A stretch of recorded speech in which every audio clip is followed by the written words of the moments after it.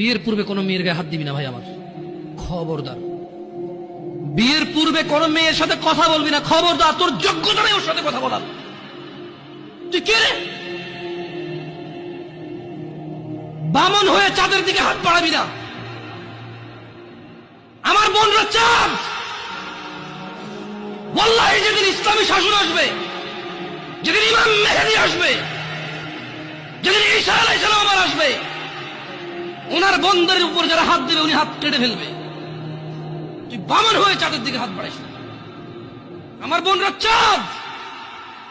ইসলাম মেয়েদেরকে চাঁদ বলেছে আর তোকে বামন বলেছে। বেটা তুই বেটা ছেঁড়া খাতা শুয়ে লাখ টাকার স্বপ্ন দেখিস, বিয়ের আগে মেয়ের গায়ে হাত দিস? তোর সাহস কত? তোর সাহস কত? তুই জানিস না মুহাম্মদ সাল্লাল্লাহু আলাইহি সাল্লাম বলছে নেক স্ত্রী দুনিয়াতে যা আছে ওর থেকে বেশি উত্তম। তুই কি করে ওর গায়ে হাত দিস বিয়ের আগে? তোর সেই যোগ্যতা আছে বল?